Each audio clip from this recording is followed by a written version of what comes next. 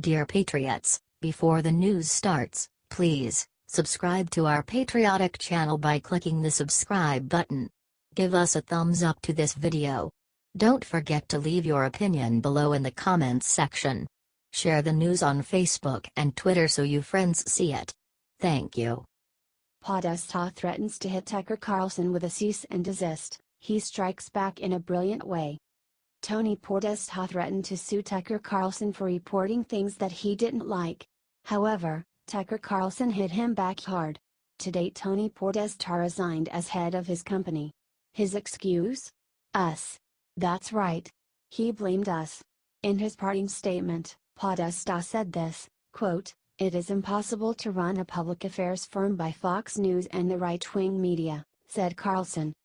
Well, Podesta isn't just complaining about us, he's threatening us. This afternoon, we got a letter from Geoff Garinther. It's a lawyer with Venable LLP, a big law firm here in D.C. The letter demands that the show, quote, "immediately cease and desist disseminating false and misleading reports about Mr. Podesta and the Podesta Group," said Carlson. It demands we retract and delete all our prior reporting on the Podesta Group and warns if we don't do this, quote, "Mr. Podesta may pursue legal action, including for damages, in order to fully protect his rights." It doesn't stop there. It also warns we will face legal action under the Copyright Act merely for quoting from this letter publicly, as we just did, said Carlson. Podesta's lawyer wasn't trying to inform us of anything, but to threaten us, to shut down our reporting on his client. One lawyer we talked to earlier today said the Podesta people have used this tactic with others before. It's common, it's an effort to use fear to control press coverage, said Carlson. We are not intimidated, summarized Carlson. The liberal media bullies President Trump and conservatives all the time. But it looks like they can't take what they dish out.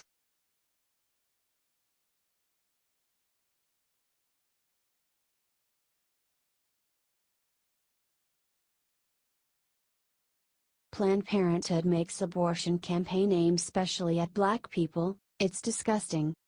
Planned Parenthood has done a lot of disgusting things in the past, and it appears they don't plan on stopping anytime soon. They recently created an abortion campaign directed specifically at black people, telling them that it is safer to get an abortion than to give birth. If you're a black woman in America, it's statistically safer to have an abortion than to carry a pregnancy to term or give birth. #scary stats tweeted Planned Parenthood. Between 1998 to 2015, 16.1 million women accessed abortion care, 108 died. BTW in 2011-13, BW accounted for 43.5 deaths of every 100,000 live births. They followed up. Maternal deaths for black women span age, education and income level. Racism, lack of access to quality health care and poverty kill us, they wrote. After trying to literally scare black women into thinking pregnancy is dangerous, they mocked anti-abortion trolls. Us, black moms are dying in childbirth. Also, abortions are medically safe. Anti-abortion trolls, screamed genocide sets web on fire. Us, photo of a black woman saying "I feel so damn powerful." Their lack of human empathy is extremely startling. People were quick to point out the flaw in their argument. 43.5 is not safer than abortion. In abortion, death occurs every time. That's the point. Endgame of abortion is death, wrote one user. In those same years, nearly 100% of babies aborted also died, tweeted another. That means 16.1 million black babies died. A stat you seem to have overlooked, tweeted another.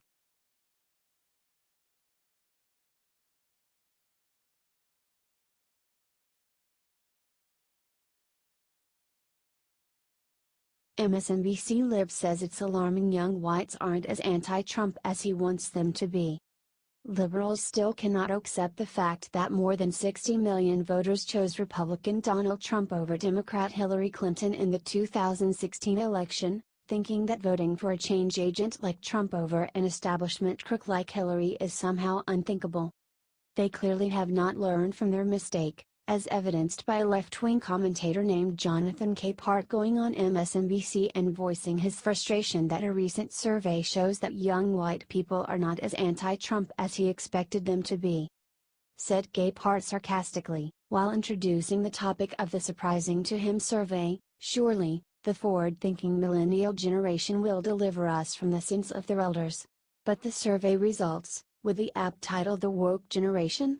Millennial Attitudes on Race in the U.S., dashed my hopes of that. As a new Gen Forward survey of 18 to 34-year-olds reveals, white millennials are quickly becoming the outlier group in this generation." Going through the survey's details, he then stated, "The next warning sign comes in Figure 4 with a straightforward question. Do you believe Donald Trump is a racist or is not a racist? No surprise that overwhelming majorities of African Americans, 82%, Asian Americans, 74%, and Latinos, 78%, say, yes." White millennials, however, were almost split. A saving grace is that 51% said, yes. But 48% saying no, despite all the evidence to the contrary, is beyond worrisome. He later concluded, outraged, and this Gen Forward survey shows that despite the millennial reputation, white millennials think a lot more like whites than millennials, who are increasingly people of color. Do you think liberals are ridiculous for assuming that young people can't think for themselves and should all automatically be Democrats?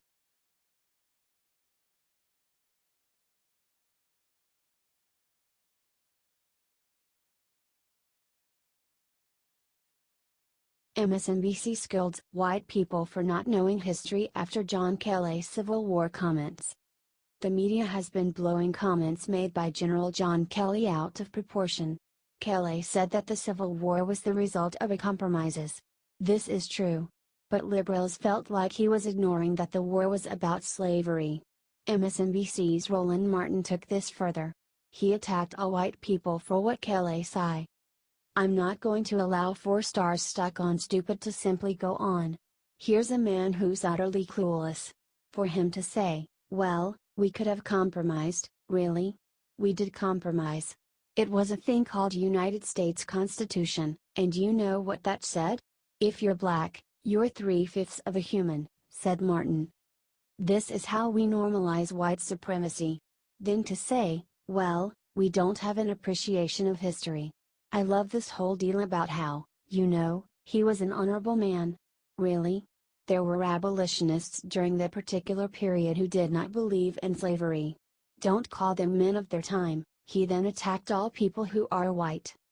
We have too many people in this country who are white who do not know history and who want to somehow glorify these Confederate leaders, said Martin.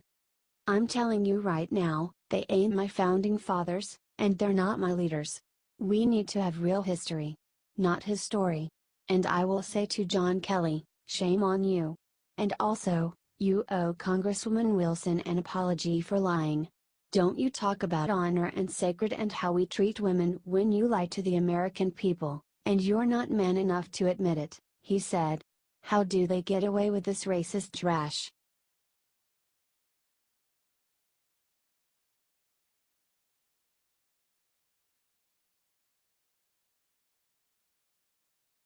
Jimmy Kimmel compares President Trump's election to O.J. Simpson murder trial. Talk show host Jimmy Kimmel pissed off half of the country when he tried to blame all gun owners for the shooting in Vegas. He apparently hasn't learned his lesson. In an interview with New York Magazine, Kimmel compared President Trump's election to the acquittal of O.J. Simpson. The closest thing I can compare it to is when O.J. got acquitted. It never occurred to me that it might happen. There was so much overwhelming evidence that O.J. was guilty, and you believe in the American judicial system, said Kimmel. You believe that, for the most part, if somebody did it, they're going to prison for doing it. We're in a similar situation. Everything Donald Trump is doing and undoing is bad, bad, bad, and it seems so obvious, and it's happening anyway, said Kimmel. Kimmel then acknowledged how many people he has alienated, but he doesn't care. I think I've alienated more people than I've brought on board. But what I thought was important was telling the truth, said Kimmel. There are certain things I don't understand, And the idea that Americans wouldn't want to take care of each other when they're sick is one of them. The idea that our politicians would let the gun lobby tell them what to do is another, said Kimmel.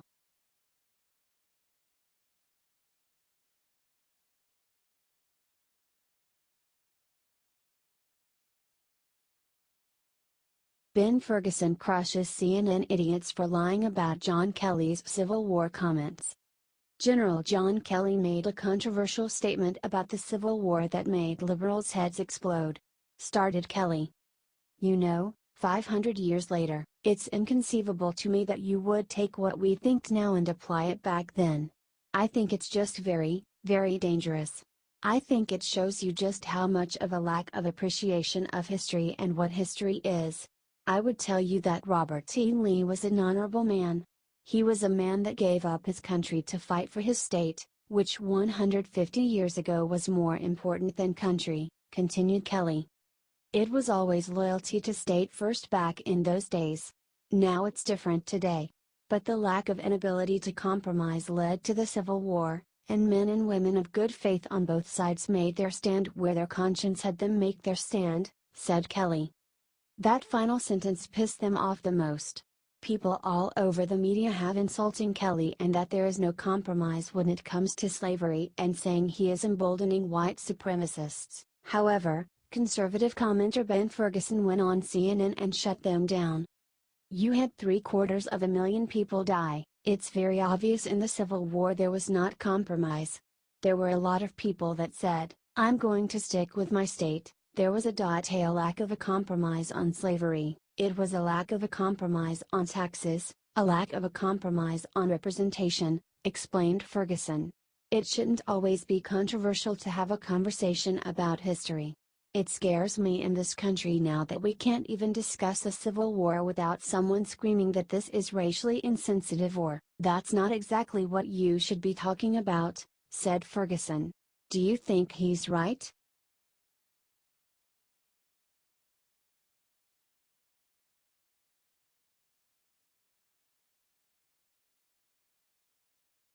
Every shred of my dignity is gone. Meghan Kelly humiliates herself live on air for Halloween. Ever since Meghan Kelly left Fox News, she has just sunk lower and lower. Even she is willing to recognize it. For Halloween, Kelly dressed up as Shania Twain and sung and danced her song Man. I Feel Like a Woman. It's extremely cringy to watch. She came out in the costume during her show after an announcer said, "And now your ghost. I mean host, Meghan Kelly. Do you know who I am?" She eagerly asked the audience. Here's a little hint, man. I feel like a woman. If the hint wasn't enough, she shouted Shania Twain. Which I did not exactly nail, but I gave it the best effort I could. See, look. Are you convinced? Look. Look. Yes, right? Okay? Have I pulled it off? I tried. Said Kelly. In an interview with NBC's Matt Lauer, who was dressing in drag, Dolly Parton asked Kelly how she felt dressed up as Twain. Every shred of my dignity is gone, so I feel like I'm home, said Kelly. Kelly also claimed that the costume gave me boobs where boobs didn't exist, a waist where a waist didn't exist, and a flat stomach. It's all good, said Kelly. Are you surprised how far she has fallen?